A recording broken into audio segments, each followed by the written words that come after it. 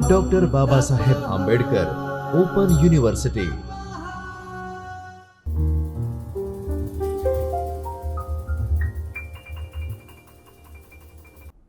નમસ્કાર તાલીમાર્થી મિત્રો. Doctor Baba Saheb Ambedkar open યુનિવર્સિટીના શિક્ષણશાસ્ત્ર વિભાગ તરફથી હું ડૉક્ટર જયશ્રી ગુર્જર આપ સર્વેનું હાર્દિક સ્વાગત કરું છું. બીએડ અભ્યાસક્રમ પ્રથમ વર્ષ EES 121 ભારતમાં પ્રાથમિક અને માધ્યમિક શિક્ષણનો વિકાસ, બ્લોક નંબર 1 એકમ નંબર 4 પ્રાથમિક શિક્ષણની સમસ્યાઓ. તાલીમાર્થી મિત્રો, આપણે પ્રાથમિક શિક્ષણની સમસ્યાઓ તેના વિશે વિગતવાર વાત કરતા હતા. પ્રથમ જે સમસ્યા વિશે આપણે વાત કરી હતી તે હતી કન્યા કેળવણી. તેના વિશે આપણે વાત કરી હતી. ત્યાર પછી આપણે પછાત વર્ગોના બાળકોના શિક્ષણની સમસ્યા તેના વિશે વાત કરી હતી. તે અંતર્ગત આપણે અનુસૂચિત જાતિ એટલે શું, પછાત વર્ગોના બાળકોના શિક્ષણની સમસ્યાઓ, ત્યાર પછી અનુસૂચિત જાતિની શૈક્ષણિક સમસ્યાઓ, ત્યાર પછી અનુસૂચિત જાતિની આર્થિક સમસ્યાઓ કે કઈ કઈ આર્થિક સમસ્યાઓના કારણે આ વર્ગના લોકો એ બાળકોને ઈચ્છા હોવા છતાં ભણાવી શકતા નથી. તો આર્થિક સમસ્યાઓ વિશે આપણે વાત કરી હતી. હવે તાલીમાર્થી મિત્રો, આ આર્થિક સમસ્યાઓ અંતર્ગત આપણે અંતિમ જે ટોપિકની વાત કરી હતી તે છે વ્યવસાયની પસંદગીમાં તકલીફો. તેના વિશે આપણે વાત કરી હતી કે આર્થિક અસમાનતા જોવા મળે છે કે પૈસાદાર વર્ગ છે, ઊંચ નીચ ના જે ભેદભાવ છે, પૈસાદાર વર્ગ પૈસાદાર થઈ જાય છે અને જ્યારે ગરીબ વર્ગ છે ગરીબ થઈ જાય છે. અને ત્યાર પછી વ્યવસાયની પસંદગીની વાત કરી હતી. તો હવે પછી આ જે સમસ્યાઓ છે, સામાજિક સમસ્યાઓ, શૈક્ષણિક સમસ્યાઓ અને આર્થિક સમસ્યાઓ, તો આ સમસ્યાઓના નિવારણ માટે કયા ઉપાયો છે? આપણે સમાજના જાગૃત નાગરિક તરીકે, શિક્ષક તરીકે આ સમસ્યાઓ માટે કયા નિવારણના ઉપાયો આપણે યોજી શકીએ? તો તેના વિશે આપણે ક્રમાનુસાર ચર્ચા કરતા જઈશું. આ જે ઉપાયો છે તેમાંના પ્રથમ જે છે ઉપાય તરીકે એ છે શિક્ષણ માટે પ્રચાર.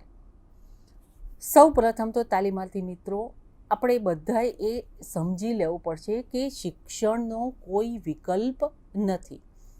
જો શિક્ષણ લીધેલું હશે, ભણેલા હશો, તો કોઈ પણ જગ્યાએ તમે નોકરી કરતા હશો, વ્યવસાય કરતા હશો, કામ ધંધો કરતા હશો, પોતાનું પણ કંઈ પણ કામ કરતા હશો, નાનું મોટું કોઈ પણ કારખાનું ચલાવતા હશો કે પોતાનો ગૃહ ઉદ્યોગ કે કંઈ પણ કામ કરતા હશો, તો આ શિક્ષણના કારણે તમે સારી રીતના એ વ્યવસાય કરી શકશો.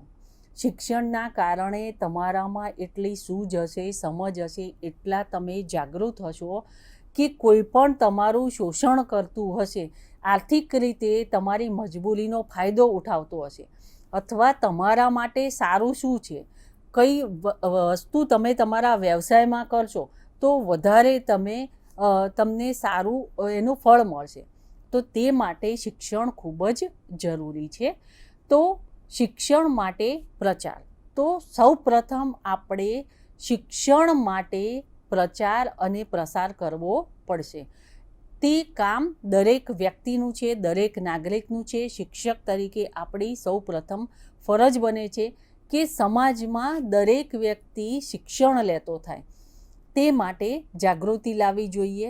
અને આ જાગૃતિ લાવવા માટે પ્રત્યેક જગ્યાએ, ગામડામાં છે, શહેરમાં છે, ત્યાં ફરી અને શિક્ષણના પ્રચાર અને પ્રસારનું કામ આપણે કરવું જોઈએ. શિક્ષણના કારણે દરેક વ્યક્તિને સાથે સાથે એ પણ સમજાવવું જોઈએ કે શિક્ષણ જો લેશો, તમે શિક્ષિત હશો, તો તમે જે પણ વ્યવસાયમાં છે ત્યાં તમારા હક કયા છે, તમારી ફરજ કઈ છે, કયા કાયદા તમને લાગુ પડે છે અને તમારું આર્થિક શોષણ થતું હશે તો પણ તમને ખ્યાલ આવશે, તમે અટકાવી શકશો અને તમે જાગૃતિ લાવી શકશો, તમારા કાયદા માટે સજાગ હશો તો કાયદાનો પણ તમે ઉપયોગ કરી શકશો. તો આ તમામ વસ્તુ જે છે તેના ઉપાયોમાં પ્રથમ ઉપાય તરીકે શિક્ષણનું કામ છે. શિક્ષણનો પ્રચાર પ્રસાર કરી જાગૃતિ લાવવાનું કામ છે. શક્ય હોય ત્યાં સુધી આપણી આસપાસ આપણે જ્યાં છીએ ત્યાં શિક્ષણ માટે પ્રચાર અને પ્રસાર કરવો જોઈએ. કોઈ પણ વ્યક્તિ છે, કોઈ પણ બાળક છે શિક્ષણથી વંચિત ના રહી જાય તે જોવાનું કામ આપણું છે. બીજું છે કે શૈક્ષણિક સગવડમાં વધારો કરવો. શૈક્ષણિક સગવડમાં વધારો કરવો એટલે કે બાળક જ્યારે તેની આર્થિક પરિસ્થિતિ ખરાબ છે અને જ્યારે શાળામાં પ્રવેશ મેળવે છે ત્યારે આપણને બધાને ખબર છે કે પ્રાથમિક શાળામાં જ્યારે તે પ્રવેશ મેળવે છે તો આપણને દરેકને ખ્યાલ છે કે બાળકને શિક્ષણની સગવડો અમુક આપવામાં આવે છે. ખાસ કરીને ઉદાહરણ અહીંયા આપેલા છે કે બાળકને મફત પાઠ્યપુસ્તક આપવામાં આવે છે, તેને ગણવેશ આપવામાં આવે છે, એટલે કે સ્ટેશનરી એટલે કે પુસ્તકો આપવામાં આવે છે, ચોપડીઓ આપવામાં આવે છે, શિષ્યવૃત્તિ આપવામાં આવે છે અને દૂરના અંતરિયાળ વિસ્તારમાં ગામડામાં બાળકને રહેવા માટે છાત્રાલયની પણ સુવિધા આપવામાં આવે છે. અને તેમાં પણ કુમાર માટેના છાત્રાલય અને કન્યા માટેના અલગ છાત્રાલયની સુવિધા કરવામાં આવે છે. આ સુવિધાઓ એટલા માટે કરી આપવામાં આવતી હોય છે કે એક તો બાળક પહેલાં પોતાના ઘરથી દૂર રહેતું હોય તો એ છાત્રાલયમાં રહી અને ભણે. બીજું, છાત્રાલયમાં રહીને ભણશે તો એને જે છે એ ખાવા પીવા માટેની પણ તેની ત્યાં વ્યવસ્થા થઈ જશે, પાઠ્યપુસ્તકની વ્યવસ્થા થઈ જશે. કન્યાઓ છે તે તો તેને સરકાર દ્વારા મફત સાયકલનું વિતરણ કરવામાં આવે છે, ટેબ્લેટનું વિતરણ કરવામાં આવે છે, પાઠ્યપુસ્તક ગણવેશનું વિતરણ કરવામાં આવે છે, મધ્યાહન ભોજનની પણ વ્યવસ્થા શાળામાં કરવામાં આવતી હોય છે. તો આમ તમામ જે આ સગવડ આપવામાં આવે છે તો આ તમામ વસ્તુ માટે જાગૃતિ લાવવાનું કામ તે આપણા દરેક વ્યક્તિનું છે, સમાજના પ્રત્યેક નાગરિકનું છે કે જ્યારે આટલી બધી સગવડ આપણને મળે છે તો આપણે પ્રચાર અને પ્રસારના માધ્યમ દ્વારા બાળકો શાળાએ આવતા થાય, શિક્ષણ લેતા થાય તે માટે જાગૃતિ આપણે લાવીએ અને તેના માતા પિતાને સમજાવીએ કે બાળકને આટલી બધી સગવડ શાળામાં મળે છે. તમારા ભાગે આર્થિક ભારણ બિલકુલ નહિવત આવશે અથવા તો બિલકુલ નહીં આવે. તો બાળકને મજૂરીના કામે, નાના ભાઈ બહેનોને સાચવવા માટે, ઘરના અન્ય કામ માટે કે ખેતીના કામ માટે, કારખાનાના કામ માટે જોતરાવાના બદલે તેને શાળામાં મોકલો, શિક્ષણ લેતા કરો. જો બાળક ભણેલું હશે તો તે પણ આગળ જતાં મહેનત મજૂરી કરવાને બદલે એ કોઈ કારખાનામાં કામ કરશે, સ્વતંત્ર વ્યવસાય કરશે તો શિક્ષણના માધ્યમથી તેનું શોષણ થતું અટકશે. તો આ જાગૃતિ માટેના કામમાં ઉપાયોમાં પ્રથમ બંને ખૂબ જ અગત્યના છે કે સૌ પ્રથમ શિક્ષણનો પ્રચાર પ્રસાર કરવો. શિક્ષણનો પ્રચાર પ્રસાર કર્યા બાદ તેને જે શૈક્ષણિક સગવડો મળે છે કે જે સુવિધા મળે છે એ સુવિધા માટે જાગૃતિ આણવાનું કામ આપણે કરવાનું છે. આપણે ઉપર જેમ કહ્યું તેમ છાત્રાલયની વાત કરી છે તો ત્રીજા મુદ્દામાં તે જ વાત કરી છે કે અલગ છાત્રાલયની વ્યવસ્થા કરવામાં આવે છે.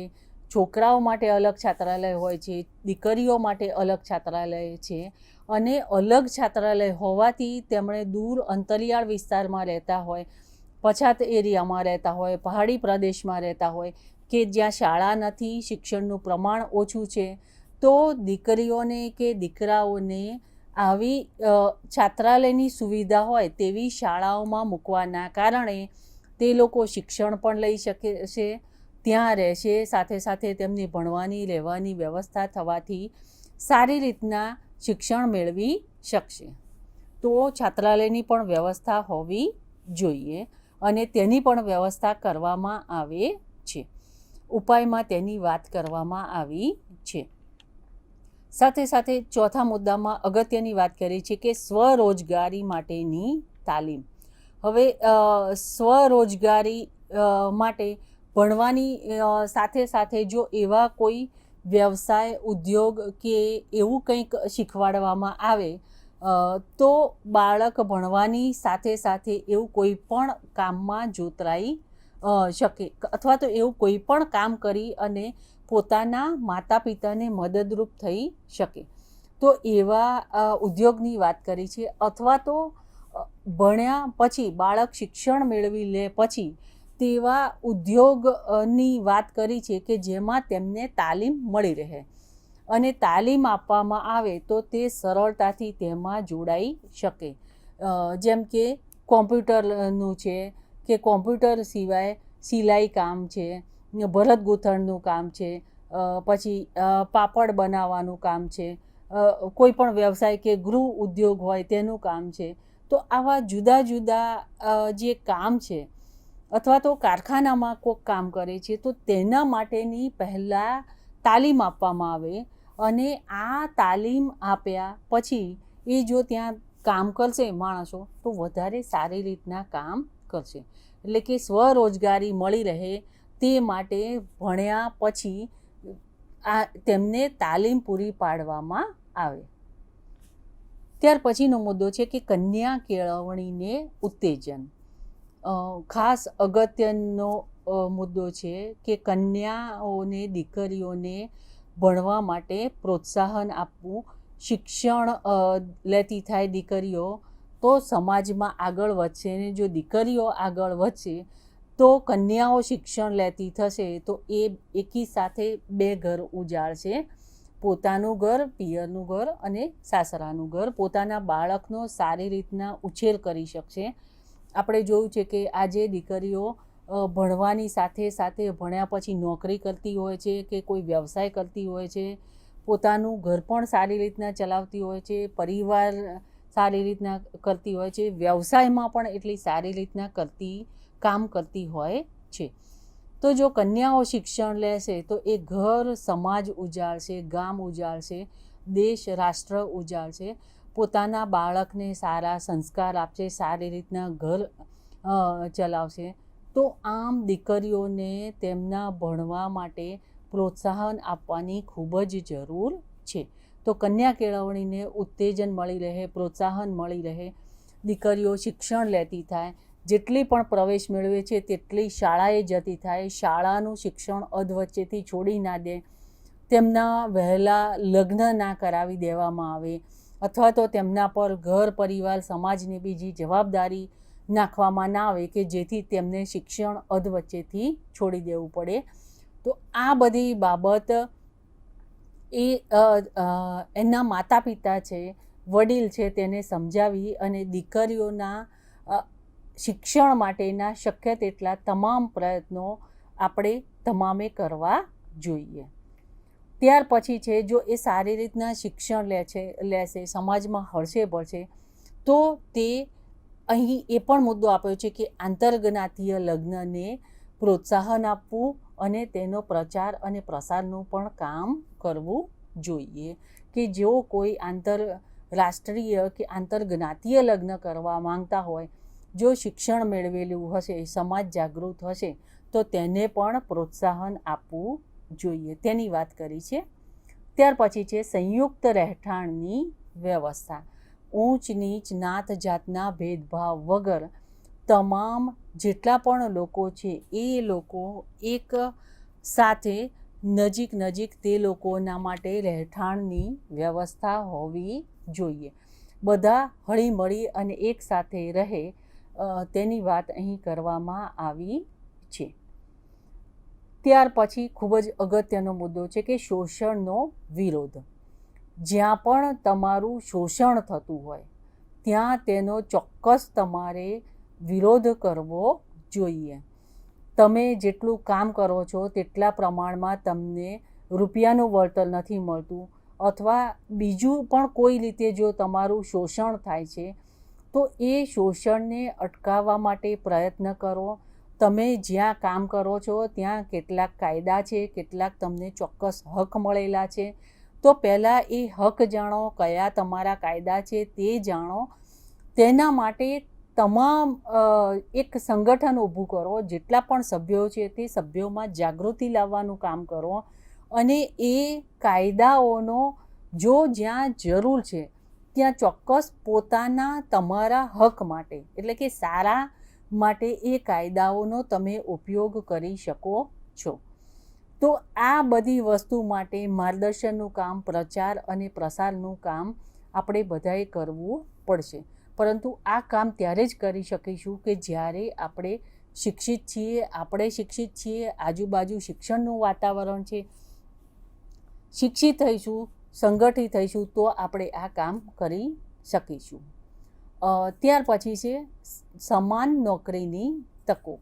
દરેક માટે નોકરીમાં એક સમાન તક હોવી જોઈએ કે દરેક શિક્ષણ લે છે તો શિક્ષણ લીધા પછી જેટલી ડિગ્રી છે, જેટલી લાયકાત છે, જેટલું અનુભવના વર્ષો છે તેના આધારે દરેકને એક સમાન, એક સરખી નોકરી મળી રહેવી જોઈએ. દરેક માટે એક સમાન તકો ઊભી કરવાની વાત અહીં કરી છે.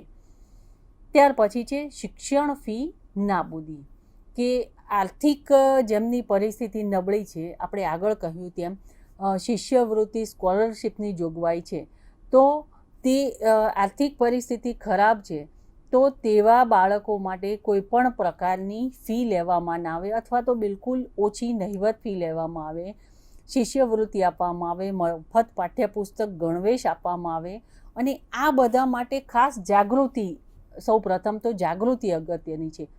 જાગૃતિ લાવવામાં આવે, તે લોકોને શિક્ષણ લેતા થાય તે માટે એ લોકોને તૈયાર કરવામાં આવે, એ લોકો સાથે વાત કરવામાં આવે, સમાજના દરેક સભ્યો જોડાય, નાગરિક જોડાય અને શિક્ષણનો પ્રચાર પ્રસાર કરીએ તો આ બાબત શક્ય બનશે.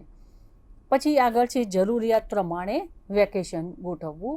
એટલે કે જે લોકો ગામડામાં રહે છે, અંતરિયાળ વિસ્તારમાં રહે છે, પહાડી વિસ્તારમાં રહે છે, તો ત્યાં આપણે બધાને ખ્યાલ છે કે ખેતીનું કામકાજ હોય, સિઝન પ્રમાણે ખેતીનું કામ થતું હોય તો બાળકો ઈચ્છા હોવા છતાં શાળાએ નથી જઈ શકતા કારણ કે તે ખેતીના કામમાં માતા પિતાને મદદ કરતા હોય છે. તો આવા સમયે એ બાળકો ખેતીમાં માતા પિતાને મદદ કરતા હોય તો જરૂરિયાત પ્રમાણે, અનુકૂળતા પ્રમાણે સમયને ધ્યાનમાં રાખી અને વેકેશન આપી શકાય. અને આ ઉપરાંત જ્યારે પણ તે લોકોની પાસે ખેતીનું કામ નથી, અન્ય કામ નથી, તો તેવા સમયે શાળા શરૂ કરીને, રાત્રિ વર્ગો શરૂ કરીને અથવા તો શનિ રવિ રજાના દિવસોમાં પણ અહીં જો સમય હોય તો તે બાળકોને ભણાવવાનું કામ કરવું જોઈએ. એટલે કે જે પણ વિસ્તારમાં ખેતીનું કામ થાય છે, વ્યવસાય, ઉદ્યોગ, ધંધો, રોજગાર છે, ત્યાંની પરિસ્થિતિને ધ્યાનમાં રાખી અને વેકેશન આપવું જોઈએ. અને તે પ્રમાણે સમયપત્રક પ્રમાણે શાળા 2 પાળીની કરવી જોઈએ, 1 પાળીની કરવી જોઈએ. ખૂબ જ ગરમી છે તો શાળાનો સમય સવારે રાખવો જોઈએ અથવા તો નાના ધોરણના બાળકોને બપોરનો સમય રાખો. તેવી રીતના આયોજન કરવું જોઈએ. ત્યાર પછી છે અલગ મંડળની સ્થાપના કરવી જોઈએ કે અન્યાય અને શોષણ થતું હોય તો આપણે આગળ પણ સંગઠનની વાત કરી કે જે આ તમામ લોકો માટે ન્યાય અપાવી શકે, તેમના પ્રશ્નો સાંભળે, તેમના હક માટે જાગૃત કરે અને કાયદાથી તેમનો પરિચય કરાવે અને તેના માટે તેમની જાગૃતિ લાવવાનું કામ, તેમને ન્યાય મળે તે માટેનું કામ કરવાની વાત કરી છે.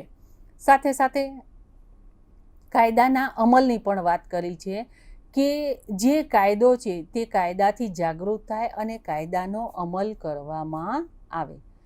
આગળ છે નવોદય શાળાઓ. તો શક્ય એટલી વધુ નવોદય શાળાઓની સ્થાપના કરવી જોઈએ. તે માટે પ્રચાર પ્રસાર કરવો જોઈએ. બાળકો નવોદય શાળામાં પ્રવેશ લેતા થાય, શિક્ષણ મેળવતા થાય, વધારેમાં વધારે બાળકો, તે માટે પ્રોત્સાહન આપવું જોઈએ, ઉત્તેજન આપવું જોઈએ.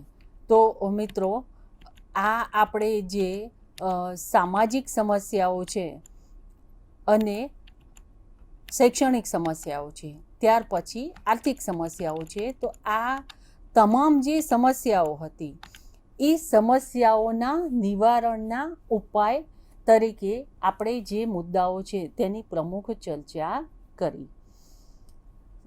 જો પ્રશ્ન ખૂબ જ અગત્યનો છે કે સામાજિક સમસ્યાઓનો પણ અલગ પૂછાઈ શકે, શૈક્ષણિક સમસ્યાઓનો અલગ પૂછાય, આર્થિક સમસ્યાઓનો પૂછાય, અને આ સમસ્યાઓના નિવારણના ઉપાય તરીકે એક શિક્ષક તરીકે તમે શું કરી શકશો, અથવા તો સમસ્યાના નિવારણના ઉપાયો જણાવો કે વિગતવાર વાત કરો. તો આપણે જે ક્રમાનુસાર મુદ્દાઓની વાત કરી છે તે તમામ મુદ્દાઓ વિશે તમારે વિગતવાર મુદ્દા પ્રમાણે ક્રમ પ્રમાણે તમારે લખવાનું રહેશે. આમ તાલીમાર્થી મિત્રો, આપણે EES 121 એના બ્લોક નંબર 1 અને એકમ નંબર 4 પ્રાથમિક શિક્ષણની સમસ્યાઓની વાત કરતા હતા. એક નવી સમસ્યાની વાત હવે પછીના વ્યાખ્યાનમાં આપણે કરીશું. ત્યાં સુધી રજા આપો. નમસ્કાર. स्वाध्यायः परमः